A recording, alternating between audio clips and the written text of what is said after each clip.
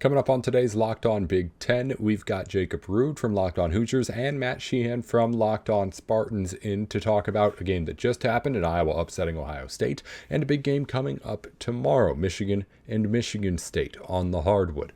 It's all coming up right here on Locked On Big Ten.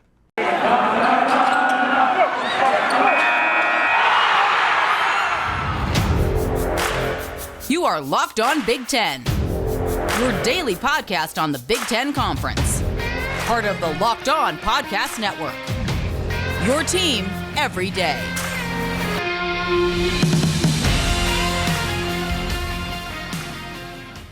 Hey, welcome into Locked On Big Ten. Thanks again for making the show your first listen every weekday, Monday through Friday. Coming up on today's show, we're going to end the week with a look at both games that just happened in the Big Ten. Indiana upset Ohio State yesterday. We'll get to that in scores in just a second. And also a big game coming up here later on in the weekend. On Saturday, Michigan hosts Michigan State. Indiana has another nice game against Minnesota that will tell us a lot about both teams to end the weekend. We're going to chat about all of that, about what happened with Jacob Rude on Locked On Hoosiers, and also looking forward with Matt Sheehan of Locked On Spartans. That's all coming up here on today's show. But again, before we get to any of that, just a real quick rundown of all the scores real quickly in the Big Ten, because we do have some stuff to get to with them. From around yesterday in Big Ten basketball, we already mentioned Indiana upset Ohio State. The Hoosiers beating the number 13 team in the nation at home in Bloomington by a final score of 67-51. Elsewhere in Big Ten scores, number 23 Wisconsin takes care of Iowa at home, 87-78 the final score. And Illinois beat up on Maryland, a 12-point win after scoring 46 in the second half. Illinois went down 4 going into halftime, but ends up coming back big for the win. Kofi Cockburn with 23 points, 18 rebounds to highlight the evening in Big Ten basketball. It was a big night around the hardwood for individual performances all around. Trace Jackson Davis had 27 points. We're going to talk with Jacob Rude about that in a minute. In that Iowa-Wisconsin games, the Stars came out big. Johnny Davis, National Player of the Year conversation guy, 26 points. Keegan Murray, reigning Big Ten Player of the Week, 27 points. Big day for a lot of players to stand out here early in the Big Ten. We're going to talk about, again, all that here with everyone that we have on the show here today. No Big Ten basketball games actually on the schedule for here on your Friday. A little bit of a day off just with the way the scheduling works, but we'll have plenty going on over the weekend again, as we'll get to in just a minute.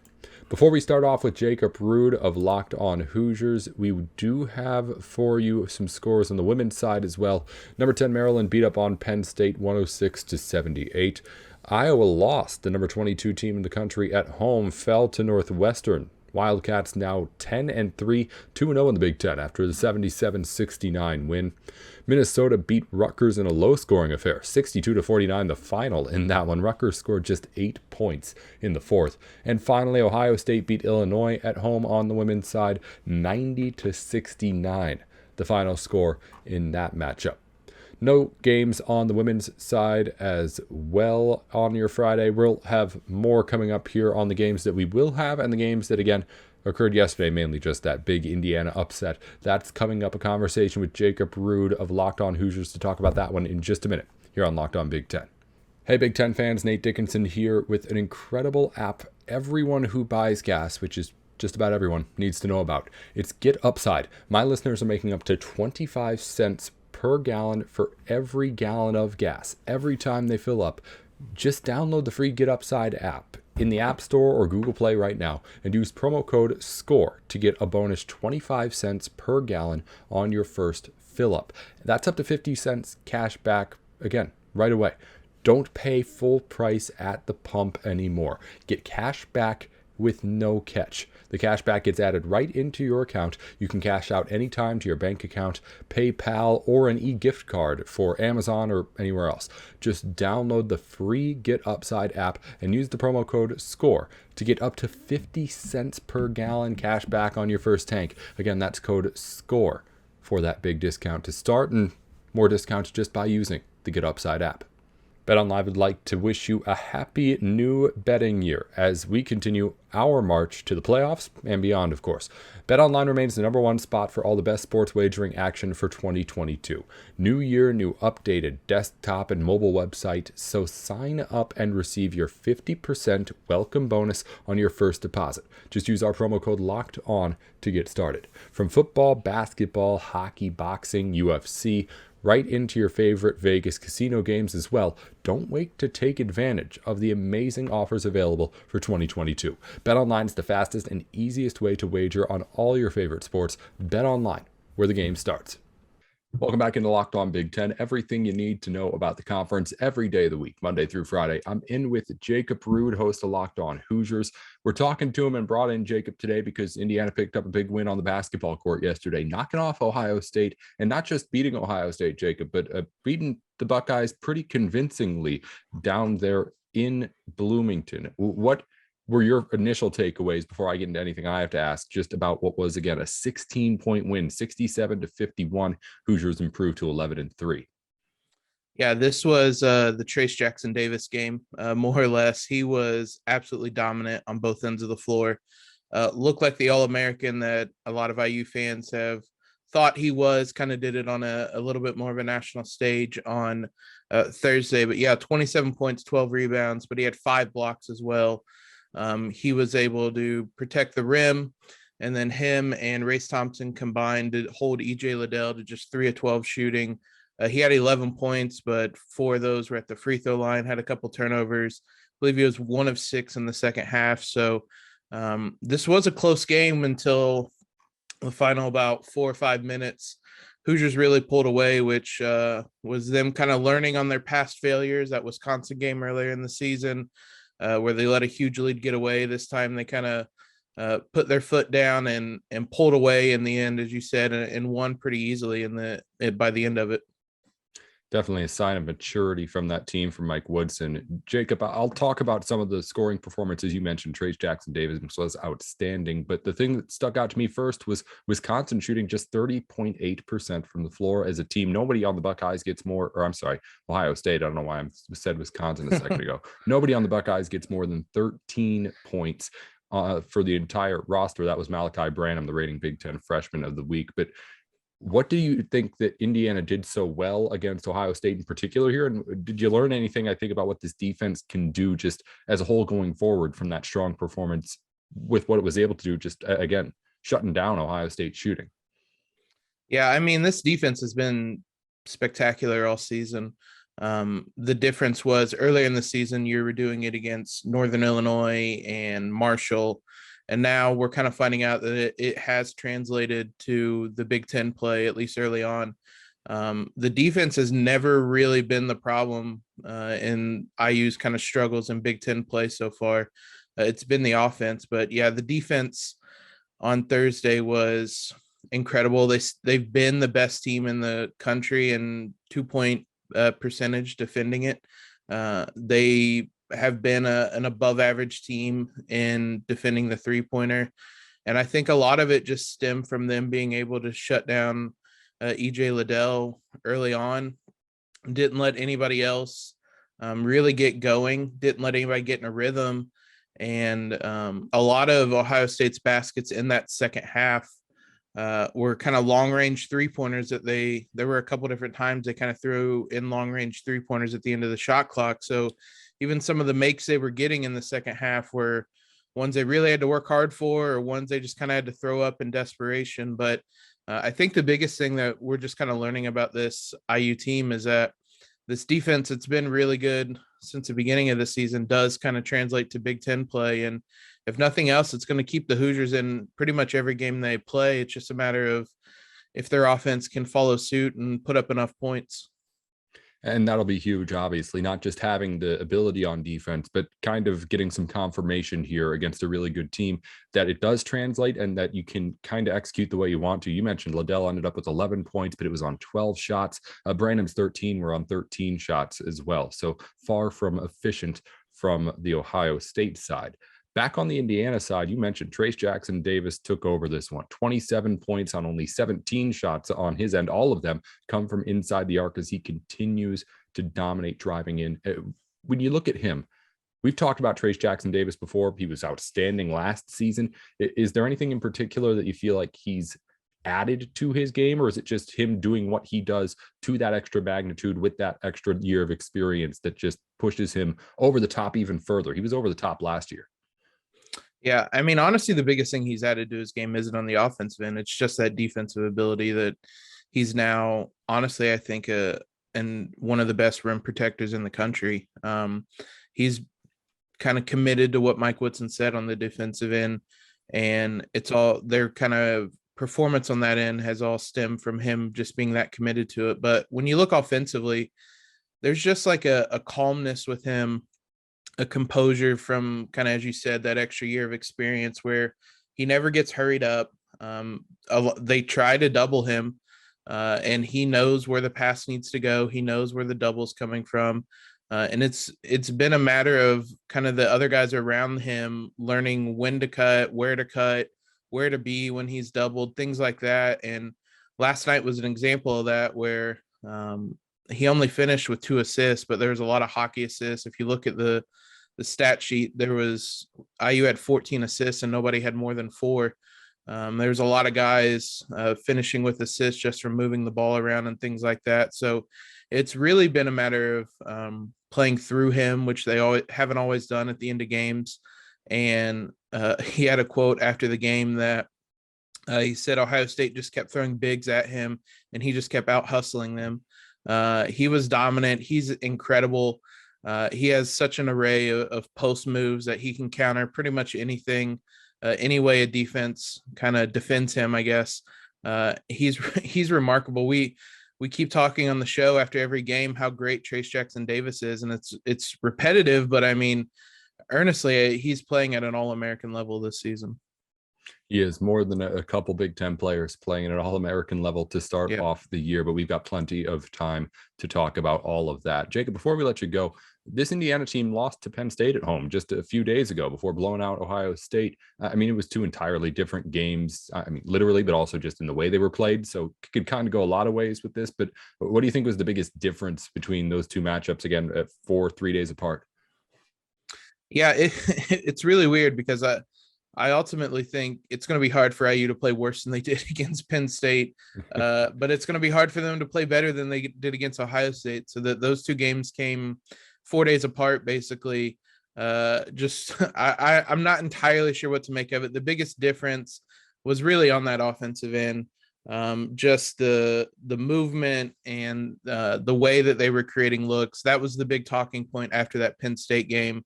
Mike Woodson on his weekly radio show acknowledged that they had to change some things up offensively because they weren't really getting open looks. There was an over-reliance on Trace to do everything for them. And I know it's weird to say that they didn't do that as much when he had 27 points, but it was the way that all the scoring kind of came about. I mean, there's also Trey Galloway was a huge factor in the win. He came back from 2 months out. He broke his wrist in that St. John's game really early in the season. He came back, his first game back on Thursday. He ended up closing the game, played 19 minutes in his first game back.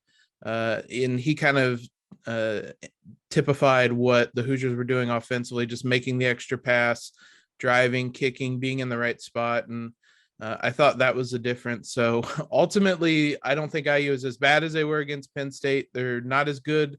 They're not going to be as good as they were against Ohio State every night. They're somewhere in the middle, but it is odd that those games came 4 days apart, basically.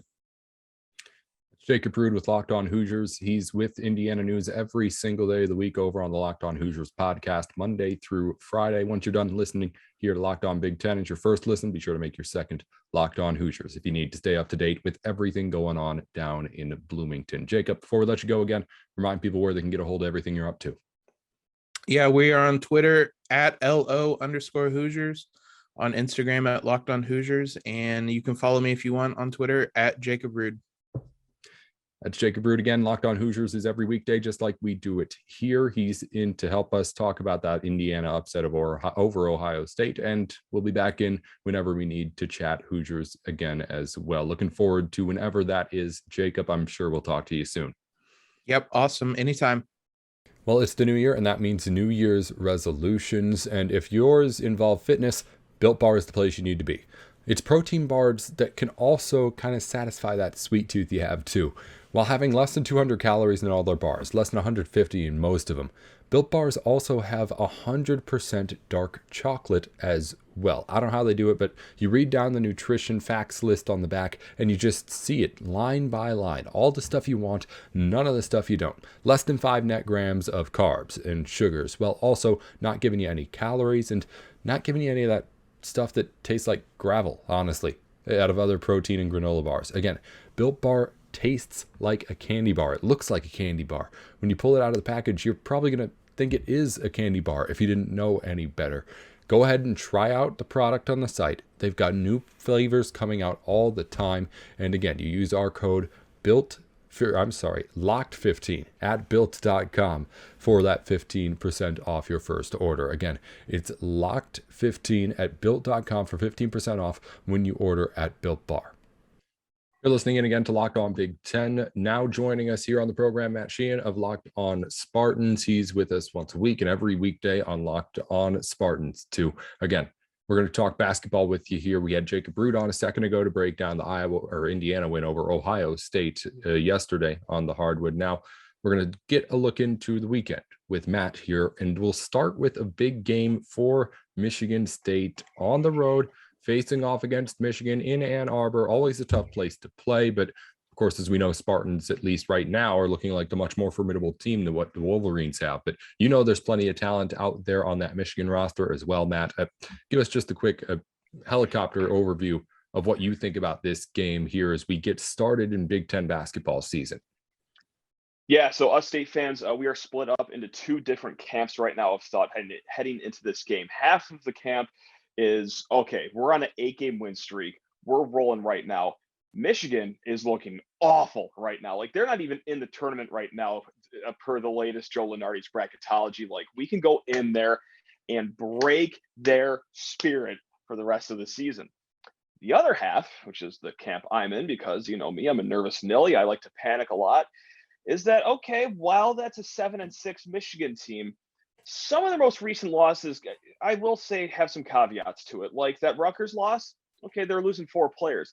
That Central Florida loss, Central Florida went 8 for 8 from behind the arc. Like that's quite the anomaly. And those losses to Seton Hall earlier this year, Arizona earlier this year, they don't look so bad right now. Like those are 2 pretty good teams. And listen, this team was ranked in the top 10 preseason, not just because what they were able to accomplish last season, but also with the talent on their team this year. Like they've had a star-studded recruiting class that hasn't panned out yet. They still have Hunter Dickinson, but is this just a sleeping giant just waiting to arise?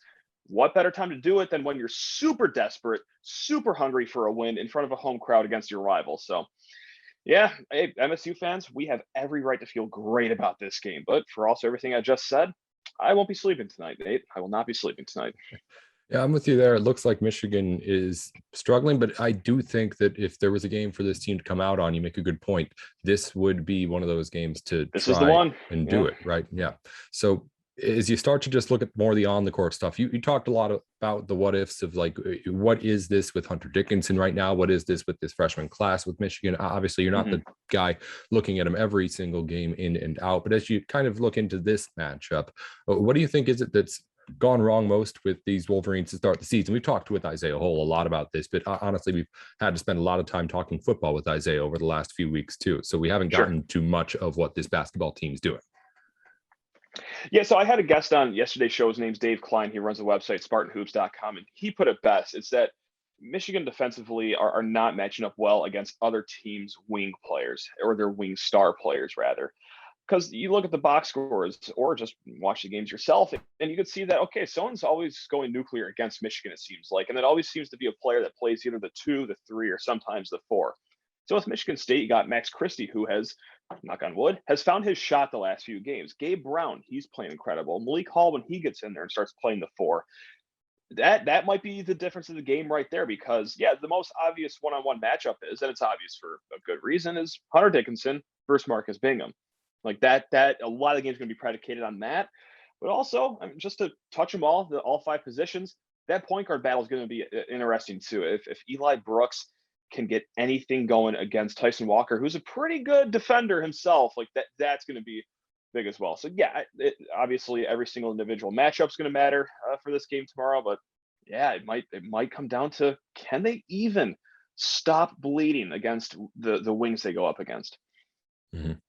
Yeah, it's going to be an interesting one for sure, and probably the highlight of the weekend as far as basketball goes, at least definitely on that Saturday. And really nothing super, there's interesting games, but as far as obviously that national attention or games that are really going to be fun to watch, that's the game to watch. But let's look a little bit ahead at some of these games that we do have. I'm interested to talk a little bit about a matchup that I guess I should have talked more, and we did talk a little bit with Jacob Root about on Sunday. Minnesota plays Indiana. And I talked with Jacob kind of near the end, and even after we went off air, about that Minnesota team. It's more kind of where I want to start off here.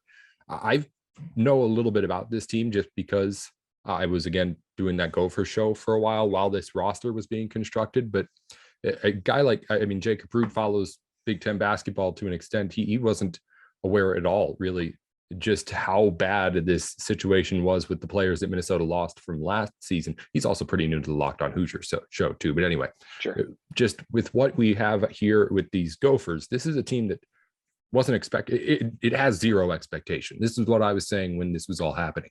This Gopher team has zero expectation. First year head coach, literally none of the talent and scoring and playing time. Not just like saying playing time of importance, like mathematically 95% of the playing time from last season is gone off this Gopher team. Richard Pitino is not there anymore. Ben Johnson comes in, and all of a sudden the Gophers have an AP vote this week, which is I think just a little bit misguided. But team's been playing well, has a Big Ten win, got blown out by Illinois, so there's a little bit more of a kind of a bumper there with Minnesota. But at the same time, this team's so overperforming right now. I'm having a hard time trying to decipher what exactly the Gophers are. Have you looked much at this team? Yeah, Michigan State played them last month to kick off Big Ten play. But doesn't that just sound familiar from football season? It's like we're trying to figure out who this Minnesota team is. It's like their football team was a different squad every single week. And so far, it's hard to put a finger on just what this Gopher team is. Because like you said, that they've replaced everyone. And something fascinating going on with their team this year is it's pretty much the starting five. Like they're down to like a 6-man rotation already. So, unless they're as well conditioned as their cross country team, like this is going to start going to the wayside here pretty quick. But with that said, only 2 losses this season. Like, no, it wasn't the most daunting non-conference schedule, but it is a surprising start for Minnesota because, well, you could also be like a team like Nebraska, who also didn't have a daunting non-conference schedule, and well, things aren't going too well. So all things considered, if you're a Gopher fan, I could be upset a lot more than their 10-2 start to the season. I think I saw earlier. Yeah, 10-2 start to the season. So go on with your bad self, Minnesota. But yeah, just like you said, this might be the second most intriguing game because we get to find out a little more about Minnesota and also a little more about Indiana too, although they're definitely more cemented as to who they are. It's just, how good can they possibly be this season?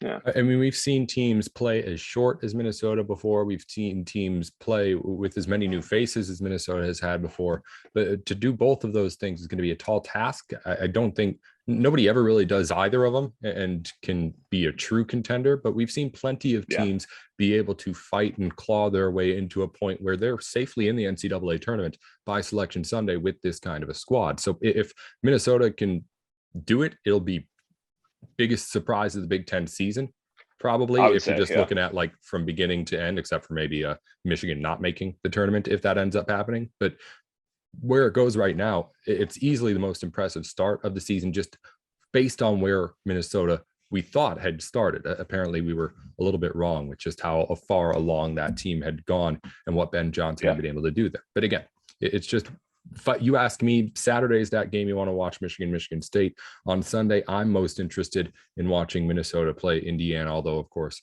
now Ohio State's coming off a loss as well. But we'll see what ends up happening the rest of the weekend. We've tried to do this betting thing for so long with the basketball, Matt. I don't know if you remember, we tried to do that thing where we were going to pick the games before they happened. That game got postponed, didn't happen. So it has yet to happen. And again, we're talking on a Friday, no Friday Big Ten games either. So we can't get into anything here with no lines out yet. But I don't know, just to try and cover our bases here, let's talk about NCAA tournament odds. Maybe I can pull a couple up. I don't know if there are any to make them, but like, what are you feeling about like a Michigan to not make the tournament or a Minnesota to make the tournament? I'll see if I can pull up a couple of lines if they're there on Bet Online. Otherwise, you got nothing to go off of, but that's never stopped you. Sure. God, it certainly hasn't. No, it is just crazy to me that Michigan could be missing the tournament here. However, I'm a believer in karma, and you want to know how far away from analytics and X's and O's I'm going to get right now? That's right. I'm starting my argument with something so intangible. It's called karma. And last year, all that MSU fans heard at the end of the season was, "Oh, you guys got in the first four. That's not the real tournament. Oh, you guys didn't make the tournament. The streak is over. The first four doesn't count." Okay, well, how about just not making the first four at all? How about that for some karma right there? So that would be the boomerang of karma coming right back to Michigan after just hearing, rightfully so, nonstop chatter from their fans about how bad Michigan State's season was last year. That, oh, we could do you one better. So that is where that's how bad betting's been going for me lately. Is that I'm not even looking at the games anymore. I'm just going off the court, so far off the court for my reasoning that I might as well be on Neptune. But hey, we're gonna give that a try because what I've been doing recently hasn't worked. What about Michigan to make the comeback? You remember that Kentucky team a while back had big young stars, really fell off, made the tournament as an 8 seed, and then ended up finishing, I think, runner up in that NCAA tournament. Oh God, yeah. The team that reminds me most of what this Michigan team is doing right now, at least in recent memory, with this kind of real struggle to start. Michigan's plus 3,500 at Bet Online right now to actually win the entire NCAA tournament. Michigan State's plus 5,000 if you wanted to know. Really? Michigan State's worse odds than Michigan. I hear there. Okay. Wow. Minnesota, by the way, plus 25,000. So. Yep, absolutely. All in. You know what? Screw it. Yeah. $1 to win $250. Yeah, I'll catch a flyer on that. Will it hit? Absolutely not. But I've made way worse in the logical bets in my life. So that won't stop me. Yeah, it's hard to try and get, if someone else has something we can do. I don't know. How do other podcasts do this? They probably talk to people on the day that they release their stuff, maybe, but I don't know. We'll see. Sure. Again, a big weekend of Big Ten basketball. Matt's team's got a big one. Jacob Rude, who is with IU, has a big one as well. Thanks to both of them again for joining us here on the show. Thanks to you, Matt, while you're here with us, for coming on the show. And remind the people again before we let you go exactly where they can get a hold of everything that you're up to. Yeah, Locked On Spartans, as you already know, and then Twitter, Sheehan_sports, if you want to come yell at me. So let's have a day. All right. That's Matt Sheehan of Locked On Spartans. We'll talk to you again soon, Matt. I know it.